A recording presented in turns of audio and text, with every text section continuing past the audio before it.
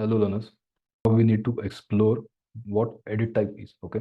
So if I select any wall, for example, if I just select this wall and go to edit type, so I get this kind of interface or a new window pops up as you can see here. So the family name is basic wall, as you can see here, basic wall. And there are types, like by mistake, I've changed this one. So this is 125 BWK. So this one, okay. So you can just change the type from here, or you can just change the type as we have done over here. Okay, you can replace the wall from one type to another type. So I'll go back to edit type again. So this is what the type looks like. This is the wall family, basic wall, and this is the type of wall that we are using. So you can just see this over here as well. Okay. So here are few of the parameters that are present, and please note that these parameters are type parameters. So when you make any changes here, those changes would be reflected to all the walls which are of this particular type. Okay. Shortly we'll see what changes and what not changes on using this. Okay. So let's move ahead. Like you can see, there is structure here. So when you just click on the edit here, and you can see there is a preview here. Like this is typically showing a floor plan, and if you want to see the sectional view of the wall, you can see here as well. Okay, for now the structure is okay, or you can just cancel the preview by clicking here. So for now let's keep it. Okay, so there is a single layer here, as you can see, that is of brick. The material is given is brick. So if you want to change the uh, structure here, you can just select from the drop down and you can select this. And if you want similarly to change the material, you can select from this list. You just need to click on the three dots here, and by using that you can assign any material to your particular layer. So this 1 2 3 4 5, like one is this structure, second is the substrate, third is the air layer or thermal layer, 4 and 5 are finish 1 and finish 2 respectively. So these are the layers or the functions that are assigned to a layer in Revit. Okay, so the core should be structure, and it's assigned a brick uh, material, and you can see the thickness here is 215 mm. Okay, if you need any other layers to be present in the wall structure or the wall assembly, you can even add those. Okay, so to add any layer, you just need to select or click on the insert here. On clicking insert, you can shift this up. I want one layer to be present on the exterior side and one layer to be present on interior side. You can see here the up end shows the exterior side and the bottom shows the interior side. So the layers that are above the like the structure one or the core boundary here, those are the exterior side layers, and those below are the interior side layers. Okay, so I'll assign it a finish, like finish 2, and I'll assign a category of maybe a plaster, like gypsum wall board. Okay, for example, just hit okay, and please mention the thickness for it, like it's 12 or 15 mm rather. And similarly, like you can notice the change. Previously there was only a single layer, now we can see there is an additional layer present, that is of gypsum. Okay, similarly we'll add another layer, and it goes to the interior part. So I'll just make it as finish, and I'll assign another uh, material to it. Like for example, I just give it a fiberglass bat. Note that this is just for an example purpose, so let's not worry about the material assignment. Okay, and I will assign this as well as this 15 mm as well, and hit okay. So then you can see there are two layers that we have added in the wall assembly. So we are basically editing this voltage, and there you go. We have created a new wall containing two layers at the interior and exterior part, and the overall thickness now changed to 245 mm. So we need to rename the type of the wall. Previously it's 215 mm.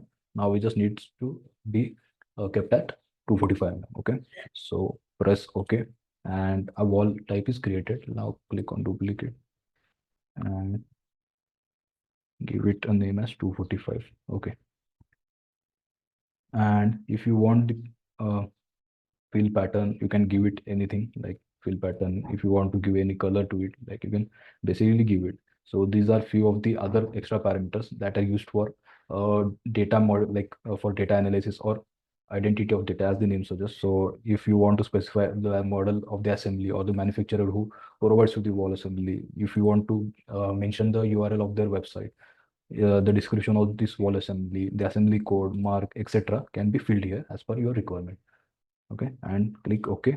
So you can see our wall is modified. We have outer layer of gypsum and an interior layer of glass wool, I think. Yeah. So in this way, we can have wall of any type as per your preference. So now let's have a look at what or how the types differ. So I'll just take example of this wall. So yes, to create similar, or if you want the wall, this type of wall to be created again, right click and you just need to select create similar.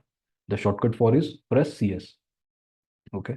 So I'll just have a couple of short walls here of the same type. Like we will have 4 walls. Okay. So if I like in order to understand how the edit type works, now if I need another wall of 245 but I don't want any of these layers. So what I will do, I will just go back and select the 215 wherein there were no layers present, but we haven't changed or like we haven't saved the duplicated the type of the wall earlier. So we are observing these kind of changes in 215 as well. So in order to change it back, we'll just delete the extra layers and hit OK. Okay. So this is our plain exterior 215 wall, and these are the walls that are 245 walls with 2 layers, one at the interior end and one at the exterior face. Okay. So if I want these 215 wall to be changed as 245 or in multiples of 50, anything, so we can have it as well. So for now, all these 4 walls are of 245 sorry, 215 like you can see here. Okay, these all walls are 215 but if I go to edit type and I edit the structure, and instead of doing a duplicate, like just go back whenever you need any changes to any type of wall, it's better to duplicate the wall first and then make changes. Why? Just see. So if I just change this value without duplicating it, so for example I just do it 250 and hit OK, the name is 215 but the thickness here I have put is 250. So wherever there are these walls used, like 215 wall, those are now turned into 250 rather than 215 Okay. So this is what the type parameter works. I have, like you can see, I have just made change into this particular wall, but same changes are being reflected in all of these walls. This is because I have changed or modified the type parameters. Okay. So if I go back and if I change it back to 215 and hit OK, apply, OK. Now we can see I have changed this one, but all these 4 walls are changed it back into 215 thickness. This is because of the type parameters. So if you want any other uh, wall type or any of wall thickness, just better make a copy of it here and go to edit type, duplicate it first and mention a thickness by which means which thickness is desired for you. And if you want an example of 300 just hit 300 here. Okay. And make sure you are adding the thickness as per your requirement. I don't want any layers to be present here, just a plain thickness, core thickness of 300 So I just enter a value of 300 here. Okay. And okay.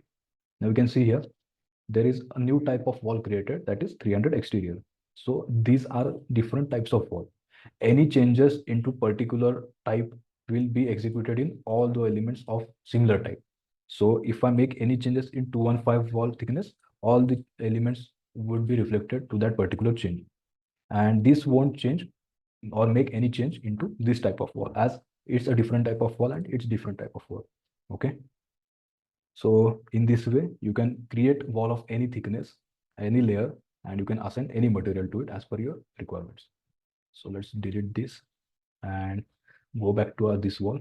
So when you check in 3D, this wall is a particular straight, like particularly a straight wall with no ununiform, like you can say view or shape. Okay. So if you want your wall to be present in any shape, you can edit the profile. Like whenever you select the wall, you can see edit profile is been highlighted under the modify tabs. Okay. So you can just click on edit profile and you can give any desired shape to this one. Okay, and make sure this pink line is in the form of loop. So there are no overlapping. Just you need to trim all these pink lines and make sure you are forming a loop instead of overlaps. So I'll just delete this one. And this is what uh, my non-uniform shape looks like. Then hit OK. So we have a wall looking something like this. That's a non-uniform shape. Okay.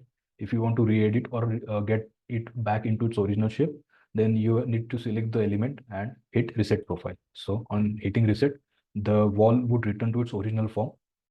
And if you want to edit the shape again, then you go to edit profile and you can see these pink lines. This reflects the original rectangular boundary of the wall. So if you want any shape, you can assign to it. Hit OK and make sure you trim all the corners and form a loop. And hit OK when you are satisfied with the shape you want, and your non-uniform looks something like this. Okay, so that's it regarding the walls in Revit. Hope you enjoyed learning. Keep learning. Thank you. See you in the next lecture. Bye.